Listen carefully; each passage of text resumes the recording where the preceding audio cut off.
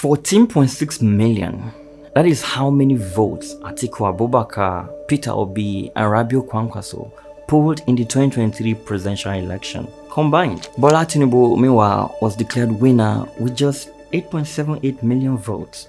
So, you see, the opposition didn't lose because Nigerians rejected them. No, they lost because they split the vote 3 ways. So, they did what everyone said was impossible. Atiku, Obi, Kwankwaso, Amechi, El-Rufai, Tambuwa, all of them inside one party, the African Democratic Congress, ADC, the biggest opposition merger in Nigeria's history since the birth of the ruling APC. But then, on April 1st, 2026, with party primaries 3 weeks away, INEC erased the party's leadership from its system, sort of like checkmate. Now, here's how the merger went down. August 2025, Rotimi Amechi plants the first flag, officially declaring his presidential bid through the ADC. About a month later, in September, the architects step in. Senator David Mark is installed as party chairman. Ralph Aregbesola becomes secretary. They call this the Unity National Working Committee, a leadership structure engineered to hold this massive, volatile tent together. And then November comes around. Atiku Abubakar officially leaves the PDP and registers with the ADC. New Year's Eve, December 31st, Peter Obi walks into a packed, absolute madhouse of a hall at the Night Lakes Resort in Enugu and officially declares his move to the ADC. And then, March 30th, 2026, Rabiu Kwankwaso formally joins them, bringing his entire massive Kwankwasia movement right through the front door. Now, on paper, if you are the ruling APC, this coalition is becoming terrifying. These are candidates who collectively outpolled Bola Tinubu by nearly 6 million votes in an election they only lost because they split the count. Now together, they locked down the Northwest, the Northeast, the Southeast, even the South-South, and a huge chunk of the North Central.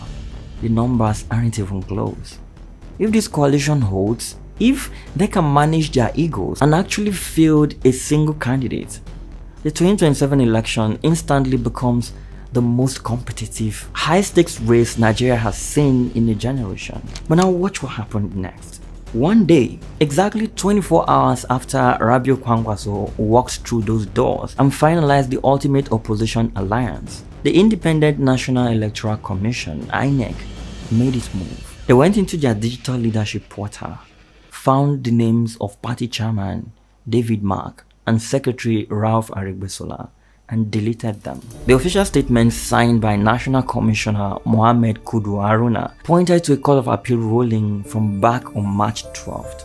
The court had ordered everyone to maintain the status quo. INEC's logic then was entirely technical. They argued that the ADC's leadership team was uploaded to the portal on September 9th, 2025, which happened to be exactly 1 week after a lawsuit was filed regarding the party structure. Therefore, technically, those names shouldn't have been in the system in the first place. But here's the crucial piece of context that is flying completely under the radar. This is not how INEC usually operates. Nigeria has seen massive party leadership disputes before, so this is not the first time. We watched the PDP tear itself apart in a factional crisis from 2016 to 2017. We saw the messy internal disputes during the original APC merger. In all of those historical cases, INEC played the cautious referee. They monitored the chaos. They sent observers to the rival conventions, and they stepped back to let the court system untangle the mess. But what they did not do is wipe a party's entire national leadership off their official portal. Because when you do that, you are freezing the party's legal ability to hold congresses. You block their conventions. You strip them of the power to even submit a list of candidates. So here's the question. Does INEC suddenly want Bola Tinubu to run in 2027 completely unopposed? And this is where the timeline becomes the real enemy. Party primaries are officially scheduled to open on April 23rd. That is exactly 3 weeks from now. So without a legally recognized leadership structure, The ADC cannot conduct those primaries. They cannot legally submit their candidates. If this stands, the biggest political coalition in modern Nigerian history cannot even participate in the 2027 election cycle. But if you think this INEC freeze is just some isolated bureaucratic glitch, you are in fact not looking at the entire board. Because while the opposition was busy building this massive coalition, the APC-controlled National Assembly was quietly doing something else. They were rewriting the actual rules of the game. Back in February, President Bola Tinubu signed the Electoral Act 2026. If you just read through the headlines, it looks like a massive victory for democracy. It states that electronic transmission of results from the polling units directly to the IRF portal is now a statutory obligation. It is baked right into the law, Section 60, subsection 3.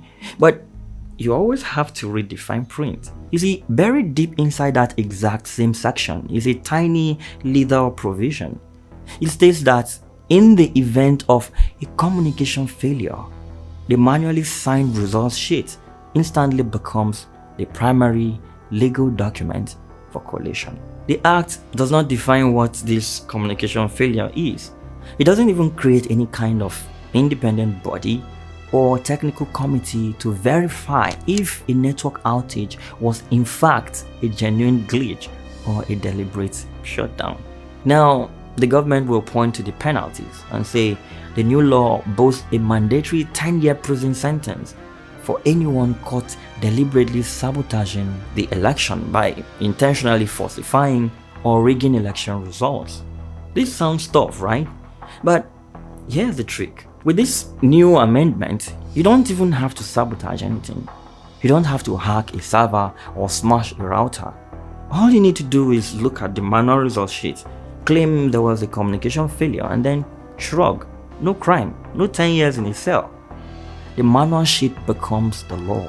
And the people who actually know how this system works are already sounding the alarm. Mike Egini, a former INEC resident electoral commissioner, went on record calling this the absolute worst electoral act in the history of Nigeria. IPAC, the umbrella body for all political parties, demanded an urgent, immediate amendment. Civil society groups, they marched on the National Assembly 4 separate times, and 4 separate times the police met them with tear gas. But we have all seen this movie before, haven't we? This is the same IRS system that mysteriously failed to upload results from roughly half of all polling units during the 2023 election. A catastrophic failure that even the EU Election Observation Mission flat out said undermined the entire democratic process. However, the Electoral Act 2026 doesn't fix that vulnerability. It merely legalizes it. And while the laws were quietly being rewritten and the opposition's mega coalition was being systematically frozen out of existence, the APC on its own part was busy building something else entirely, a winning machine. Now, take a look at the political map of Nigeria today. The ruling APC now controls at least 31 of the 36 states. Right after the 2023 elections, that number was 20. The PDP alone lost 10 of its 13 governors. The vast majority of them simply crossed the aisle and defected to the ruling party. On one single day, March 31st, 27 members of the House of Representatives crossed the floor. 14 of them went straight to the APC. And here's the kicker. 8 of those members were NNPP reps from Kano. Kano is Rabiu Kwankwaso's absolute stronghold, his home base.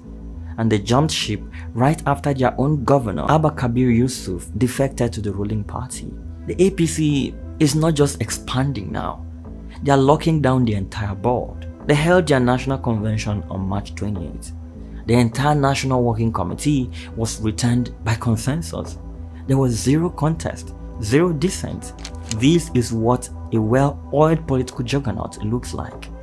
They are organized, heavily funded, and operating in perfect ruthless unison across all 36 states. But the opposition, the biggest political coalition in modern Nigerian history, is currently sitting in the dark, desperately fighting for the legal right to simply exist on an INEC database. Now, this is a part of the story that should genuinely terrify everyone, regardless of what color flag you wave or which political party you support. You see, in December 2025, Yaga Africa ran a national voting intention survey. They found that only 45% of Nigerians have any sort of confidence left in INEC's ability to run a credible election. An Afrobarometer survey put that number even lower, at a staggering 23%. But if you want to see where the real crisis is, look at the youth demographic.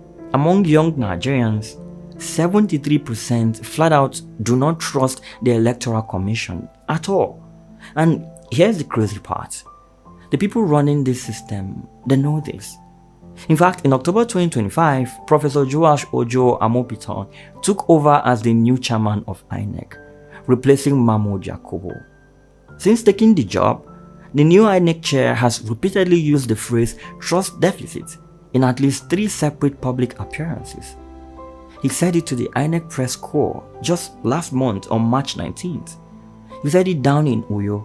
He said it directly to the National Peace Committee. He is in fact the very first INEC chairman in the history of Nigeria to openly, repeatedly admit that his own institution is fundamentally not trusted by the people it serves.